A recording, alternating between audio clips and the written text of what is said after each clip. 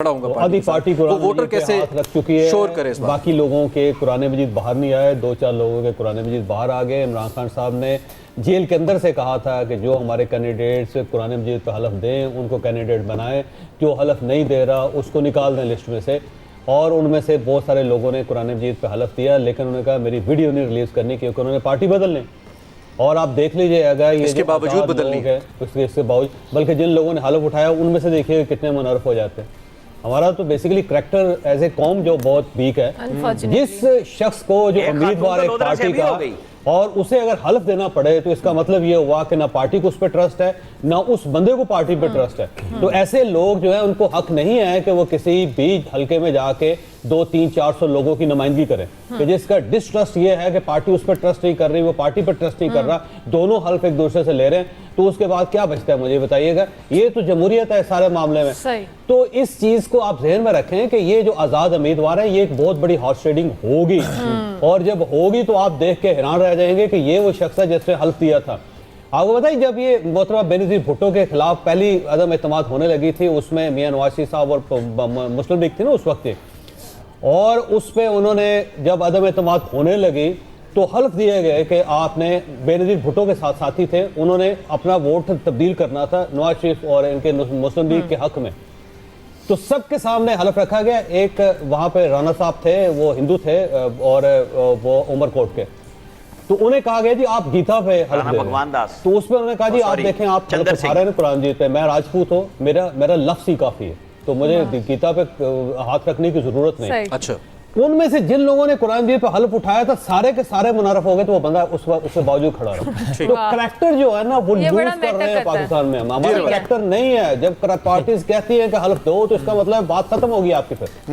लेकिन मैं सिर्फ इसमें एक चीज देखिए, पीटीआई का जो कैंडिडेट अभी इलेक्शन लड़ा है, ये वो कैंडिडेट है। एक दो एग्जाम्पल छोड़ के उस्मान डार की वालदा को उन्होंने टिकट दिया, लेकिन इनमें से लोगों ने प्रेस कॉन्फ्रेंसेज नहीं की। ठीक है, ये वो लोग हैं जो 9 मई के बाद अभी तक पार्टी के साथ खड़े हुए हैं।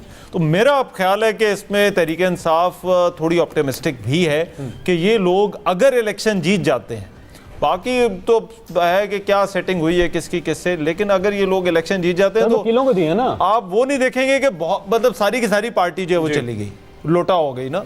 तो हो सकता है डिफेक्शन होंगी, इसमें कोई शक नहीं है, कुछ होंगी, लेकिन वो आप बहुत ना कहें कि पूरी के सारे जीतने वाले जो चले जाएं। जिन कैंडिडेट्स की हम बात कर रहे हैं 80%। और मैं भी यहाँ यार आप भी हैं। अच्छा रेहान, जिन कैंडिडेट्स की अगर जीते दो तो उसमें से एक चला गया तो फिर मैं क्या कर 80% ब्लॉक कर दिया मैंने। 80% चले, और उसमें से जो खैबर पख्तूनख्वा है परवेज खट्टर साहब के पास चले जाएंगे, जो पंजाब में वो आईपीपी में। चौधरी साहब हम सबको खाना खिलाएंगे अगर 80% ना गए तो फिर साहब हमें आज तक खाना घर से खाना आमिर साहब आपकी आवाज आ रही है, लेकिन अभी यहाँ पे आवाजें इतनी ऊंची हैं, आपकी आवाज हमें 2-3 दफा बोला तो वो नहीं आपकी आवाज पहुंच रही है, शायद फिर म्यूट कर दी गई है। नहीं आपकी आवाज कौन म्यूट कर सकता है, ऐसी गुस्ताखी कौन करेगा। रहमान अभी आपने जिन कैंडिडेट्स के हवाले से हुई है तो मैं दोबारा शक में पड़ा हूं ना भाई। और राणा साहब माफ कर दो होना नानू। हाँ वैसे लग रहा है आज माफी नहीं लबनी। अच्छा मैं किसी ने नहीं कह रहा, मैं अपनी गल कर रहे हैं। ठीक हो गया। अभी रहमान मेरे से एक सवाल जो मैं उस सवाल मेरी आवाज आ रही है, पहले बोल रहा था आवाज ही नहीं सी आ रही। मेरे ख्याल से 2 मिनट की खामोशी इख्तियार करते हैं यहाँ पे ताकि हमारे इधर मसले बने हुए आपके एक मसला हल होना। अच्छा चलिए पहले इधर वाले मसले हल कर लें, फिर खत्म नहीं हो रहा। परसेंटेज तो तय हो लेने दें। मैं सारे माहौल से निकल के क्वेटा की पुरसज़ा मुकाम पे जाना चाहता हूँ जहाँ पे ठंड ज्यादा है, और 30% में सारा पाकिस्तान। बस बैठ लें। ठीक है। रजा आपकी तरफ आते हैं। रजा, आपके ख्याल में ये जो सर्दी का फैक्टर आपने बताया, चूंकि इससे पहले जब हम इलेक्शन डिले की बात कर रहे थे और सेनेट के अंदर बाकायदा तौर पे तो करारदादें भी मंजूर हुई, यही बात हो रही थी कि सर्दी बहुत ज़्यादा है, मौसम सख्त है, फरवरी में इंतखाब कराना इस मौसम में ठीक नहीं है। आप कह रहे हैं कि कल सर्दी बहरहाल आड़े आ रही है क्वेटा जैसे और दीगर इलाकों में, और ये बहुत असर डालेगी टर्न आउट के ऊपर, आप ये कह रहे थे।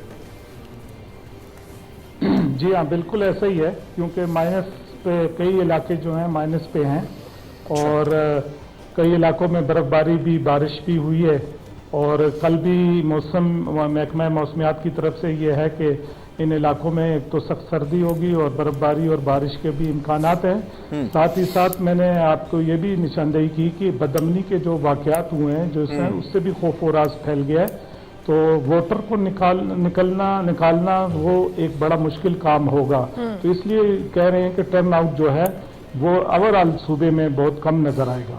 ठीक है जमशेद साहब, आप भी इसी टर्न आउट के हवाले से कमेंट कीजिएगा। ऑब्वियसली बड़ा चैलेंजिंग भी होता है समटाइम्स इस वेदर के अंदर, और जिस तरह से अभी हम बात भी कर रहे हैं दूसरे हमारे रजा रहमान साहब भी, तो टर्न आउट को लेके आप क्या एक्सपेक्ट कर रहे हैं कि किस तरह का टर्न आउट होगा?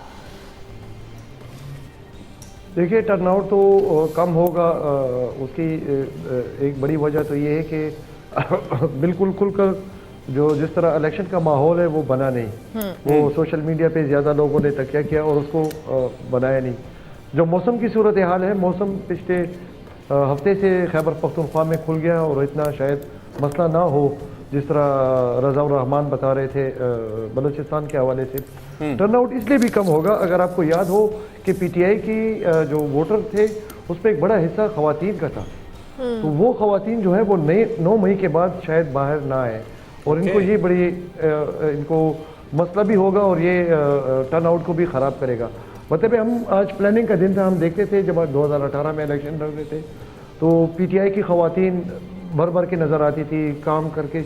आज वो माहौल नहीं आया, सारे मर्जी। अच्छा, पीटीआई पार्लियामेंटेरियंस का क्या फ्यूचर है? वहाँ पे परवेज खटक साहब तो बड़े दावेदार हैं क्योंकि वो सारा फ्लैगशिप जितने भी वहाँ पे 1-2 ही प्रोजेक्ट्स थे बड़े, जब बिलियन ट्री सुनामी लग रहा था तब वो सीएम थे और जब वहाँ पे मेट्रो बन रही थी तब वो सीएम थे, तो वो क्रेडिट लेते हैं। पुलिस रिफॉर्म्स का भी क्रेडिट लेते हैं परवेज खटक साहब, और अब वो इमरान खान पे तनकीद करते हैं या तहरीक इंसाफ की पॉलिसीज पे। तो उनकी क्या आपको लग रहा है वाइब है उनकी पेशावर के अंदर या केपी के अंदर क्रिएट कर पाए?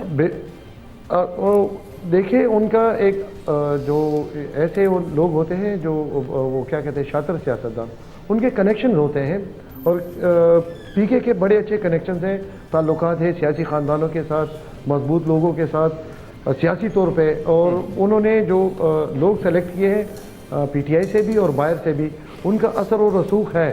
फिर जो बात है कि वो जो मशहूर है परवेज खटक के हवाले से कि जो आज की एडमिनिस्ट्रेशन है खैबर पख्तूनख्वा में उसमें बहुत ज़्यादा परवेज खटक की मानी जा रही है, तो ये भी एक फैक्टर है कि ये उसका उनको फ़ायदा होगा। दूसरा ये कि जो परवेज खटक है वो झूठ कम बोलते हैं, जो वो बात करते हैं वो सही करते हैं, वो अपना गुस्सा भी नहीं छुपा सकते और इसमें कोई शक नहीं है। आपने तो ये बिलियन ट्री सुनामी कहा, बिलियन ट्री सुनामी बड़ा प्रोजेक्ट नहीं था, उससे बड़ा प्रोजेक्ट हेल्थ कार्ड था और ये भी परवेज खटक के दौर में ही स्टार्ट हुआ था, बाद में दूसरे खुद में आके इन्होंने इसको पूरे सूबे तक फैलाया। अगर आप देख ली 2018 के इंतखाबात तो उसमें जो पीटीआई का सबसे बड़ा नारा था केपी में वो हेल्थ कार्ड था। ठीक है, तो आपका सवाल बड़ी नहीं थी उससे। नहीं, मेरा सवाल नहीं, मैं एक चीज ऐड कर। बीआरटी का क्रेडिट इसलिए भी परवेज खटक को जाता है कि उन्होंने इमरान खान की मुखालफत के बावजूद, वो उसको जंग न बस कहते थे, उन्होंने पेशावर के शहरियों को एक बड़ी सहूलत दी और आज उसे बहुत सारे लोग फ़ायदा उठा रहे हैं, ख़ुसूसन ख़वातीन।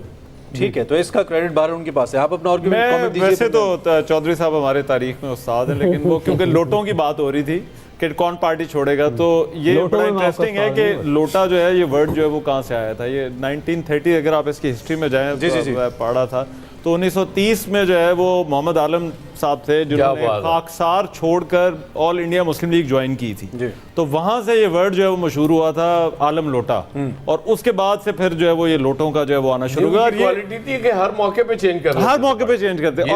और मैं इंडिया के इलेक्शंस 2014 वाले कवर कर रहा था, तो वहां पर ये हरियाणा के जो पॉलिटिशियंस है ना उनके बारे में